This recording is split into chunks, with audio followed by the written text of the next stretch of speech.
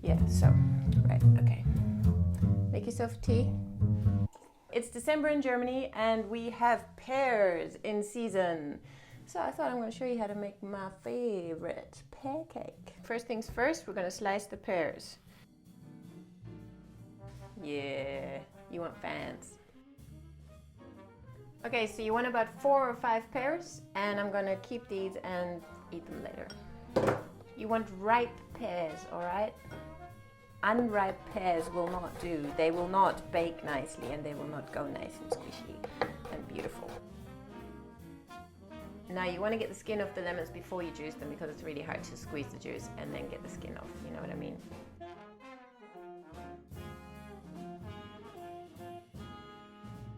Okay, so this is not entirely sugar-free. I'm going to use coconut sugar to sweeten things around here, but it's not a lot of coconut sugar, it's just a little bit.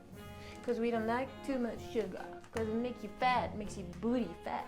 God, I just found the fancy microplane grater. That would have been so much easier to get the skin off that, but anyway. Now, my sister doesn't really have a regular lemon squeezer, but she's got this. So we're going to do it in this bowl. So now you've got the pears here. I'm going to add some lemon juice and about 2 tablespoons of coconut sugar, and then mix that up nicely. If you have a massive bowl, you can just do it like this. Looking good. So this was originally a hazelnut and pear cake, but I've got ground almonds. So this is going to be an almond and pear cake. I could have bought hazelnut meal, but I'd prefer to use what I've got here. Now obviously you can't sieve this all properly through the sieve, but at least you can sieve a little bit.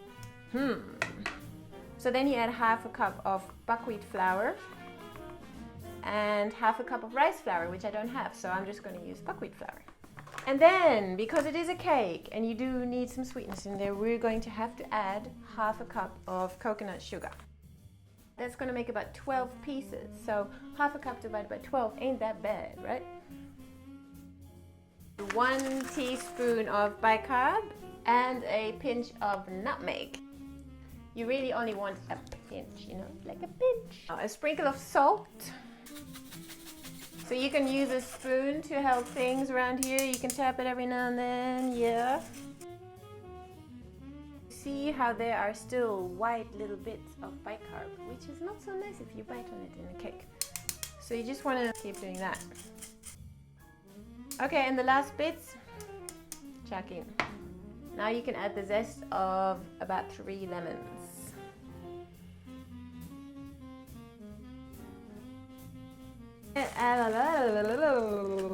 So you want to add the vegan egg, which is ground flax seeds. I ground them up a few days ago and have them in the fridge ready to go. Actually, I travel with them. So you want a 1/4 cup.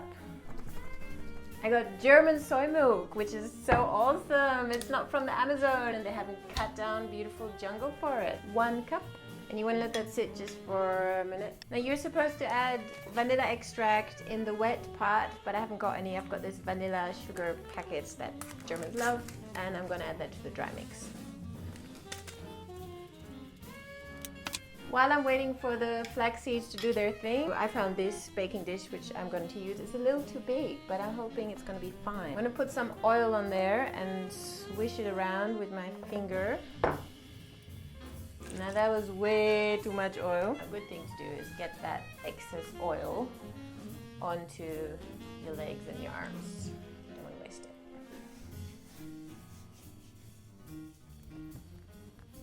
I'm gonna add some buckwheat flour on here and do this magic thing. So let's add the rest of the wet ingredients. So 1/4 cup of lemon juice, and it's not full yet, so I'm just going to top it up with just a little bit more milk. Fingers make great spatulas. And then you need 1/3 cup of oil, and you actually want coconut oil, but we don't have enough coconut oil, so I'm going to use this beautiful olive oil from the neighbors downstairs. Their family makes it in Italy, so I think that's going to be very nice in a cake. I like olive oil in cakes. For the moment of truth, we are going to add the wet mix into the dry mix.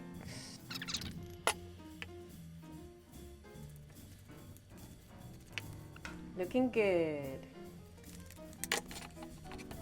That goes in here.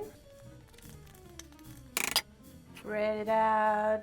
Put some self-loving care and attention into that.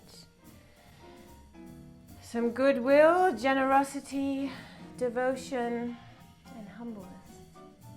Humbleness? Yeah, don't forget humbleness. Time for the pears. So this is where you can get all mathematical if you like. You can like go Fibonacci spiral. But I'm just probably just gonna do all of this in a nice circle, however I can manage here. So you want to press them into the dough a little bit. Okay, so you only need 4 pears because that was 5 and there's all of that left over. Nice thing to do is sprinkle a little bit of sugar on top so that it does this caramelizing thing. And yeah, you don't have to. You certainly don't have to. I'm not a sugar fan whatsoever, but I think this is really nice. Here we go. Bake that for about 45 to 55 minutes. That's quite a long time. Keep an eye on it. So, 45 minutes later, we have a beautifully baked, delicious, vegan, gluten-free, refined sugar-free pear cake. Dark, look at that beauty. So you can make a beautiful vanilla cashew cream with that, but that's another video. I think, you know, tap yourself on the back. You've just made yourself an awesome vegan cake.